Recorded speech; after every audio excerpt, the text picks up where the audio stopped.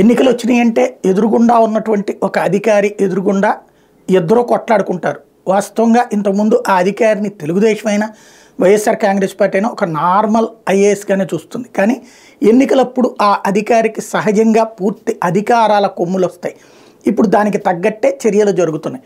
ఓ పక్కన వైఎస్ఆర్ కాంగ్రెస్ పార్టీ మీద కంప్లైంట్ తెలుగుదేశం చేస్తున్నాం, తెలుగుదేశం పార్టీ వాళ్ళ మీద కంప్లైంట్ ఇప్పుడు వైఎస్ఆర్ కాంగ్రెస్ పార్టీ చేస్తుంది.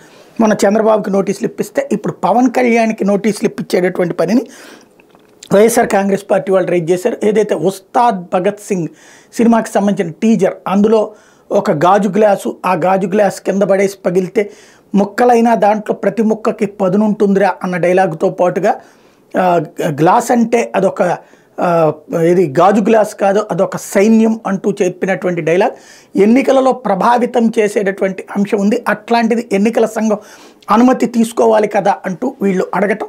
అవును, అట్లాంటిది అది నిజంగా నేనైతే చూడలేదు ఎన్నికల ఏది అట్లాంటి టీజర్ని. ఒకవేళ ఆ టీజర్ అట్లా ఉంటే ఎన్నికలను ప్రభావితం చేసేదైతే ఖచ్చితంగా మా అనుమతి తీసుకోవాలి అంటూ ఈసీ తాజాగా తేల్చి చెప్పింది. దీంతో ఇప్పుడు ఈ అంశం ఎన్నికల సంఘం ముందుకొచ్చింది. సర్దార్ భగత్ సింగ్కి సంబంధించింది. మరి దాన్ని నిషేధిస్తారా లేకపోతే కొనసాగిస్తారా అన్నటువంటిది ఇప్పుడు చూడాల్సి ఉంది.